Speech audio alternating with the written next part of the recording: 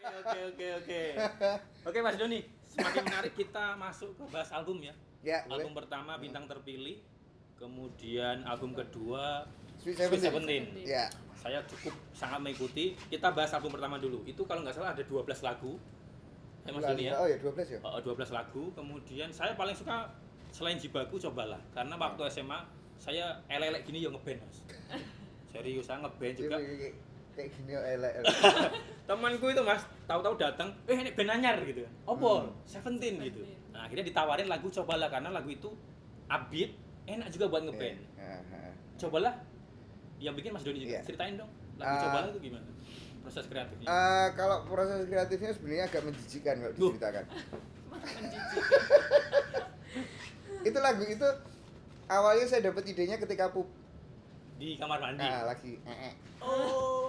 Lagi aja dapat inspirasi ya. Iya. Tapi Gimana memang yang banyak lain? loh yang seperti itu. Banyak yang teman-teman lain yang dapat idenya ketika sedang di tempat perenungan Gitu. Sambil Bertapa. Iya, Gitu ya. bertapa gitu. Ini enak ini kayaknya nih. Udah dapat ide itu aja terus langsung selesai saya teruskin. Itu sekitar ya setengah jam lah jadi lagu itu. lagu plus liriknya juga. Iya. Langsung jadi. Iya. Setengah jam. Setengah Luar jam, biasa. setengah jam. Jadi toilet bikin otak encer gitu ya. Iya. Dan apa ya? Waktu itu kan gini, barengan sama pasti nonton Meteor Garden tuh. Iya, jelas. Iya kan? Meter Garden. Kenal dong sama apa theme songnya mereka yang apa judulnya? Na na na na na na na apa itu judulnya? Yang siapa sih?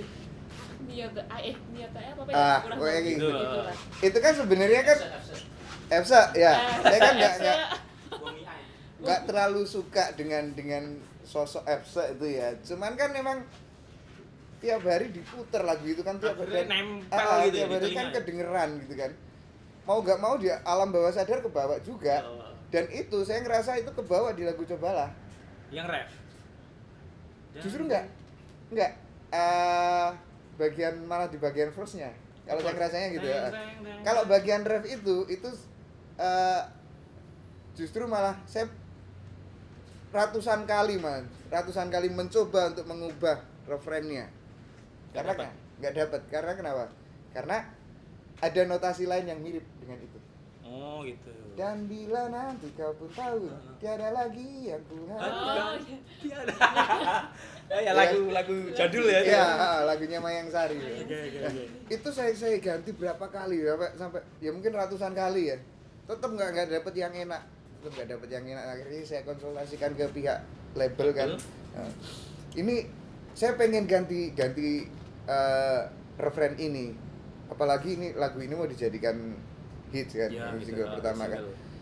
Apakah nanti tidak bermasalah kalau ini nanti ternyata menyangkut karya orang gitu. lain. Tapi dari pihak label menerangkan secara teknis yang sampai sekarang saya juga sebenarnya tidak terlalu paham.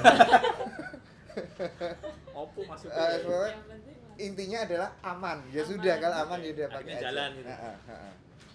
Oke.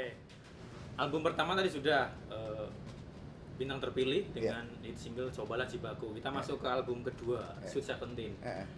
Saya agak kaget Mas waktu itu. Muncul hit single Jika Kau Percaya. Ini kan melodramatik banget. Ya. Dan tahu nggak Mas, itu tahun 2005 kalau nggak salah. Ya. Itu di radio kencang banget diputer. Tahu Mbak Kuni lagu Jika Kau Percaya? Apakah? Nah, itu. Oh iya tahu. Nah itu kenceng banget di radio. Tiap hari diputer. Ya. Itu yang bikin Mas Doni juga. Ya. Ceritain. Proses kreatifnya sama, tetap menjijikkan. Itu. Tetap di toilet juga. Tetap di toilet. Cuman waktu itu waktunya lebih lama ya. Maksudnya di ide pertama yang saya dapat itu refrennya. Cintamu bisa lirik di refren. Cintamu bisa membunuhku. Cuman itu aja. Setelah itu saya keep berapa, maksudnya nggak langsung begitu selesai Nggak langsung ritual, jadi ya? nggak selesai ritual nggak langsung saya terusin, tapi saya tinggal dulu. Tapi hari itu juga jadi, dan itu lagu pertama Seventeen yang pakai piano. Pertama ya. Ya, yang pakai instrumen piano karena Seventeen itu kan bukan didesain ya, tapi kebayangnya anak-anak dulu kan Seventeen itu band gitar oriented. Gitu. Ya. Karena punya 2 gitaris di Iya, situ ya. Cuman lagu itu ketika anak-anak denger lagu itu ini nggak bisa diisi gitar, nggak enak, Aneh nggak gitu enak, ya? nggak enak, ini tetap piano.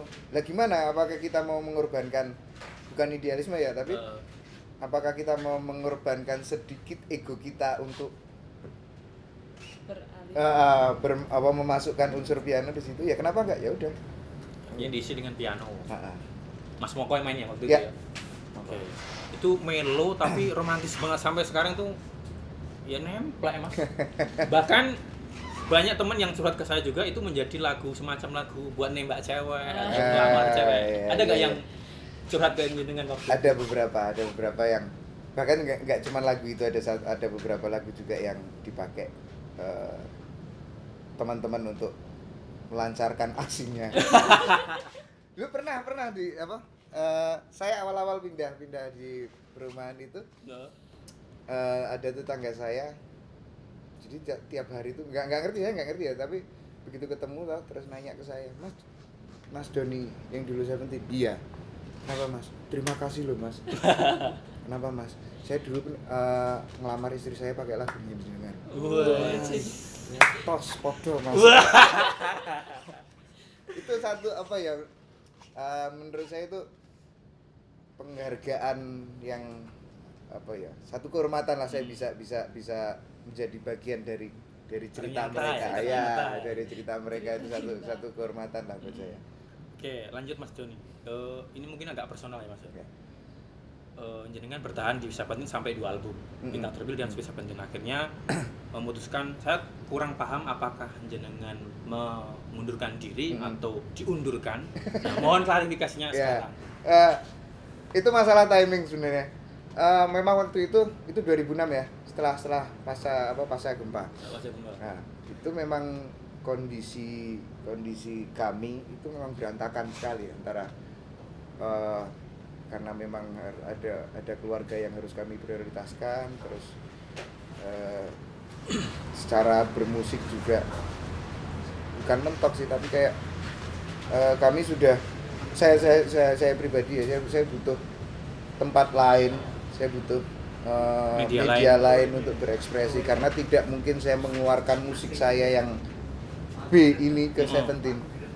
Jadi saya harus mengeluarkan itu di tempat lain, dan anak-anak sepertinya tidak nyaman dengan itu, dan saya juga tidak nyaman jika saya memaksakan untuk terus bareng Seventeen dengan regulasi yang seperti itu. Maksudnya saya tidak boleh berkarya di tempat lain.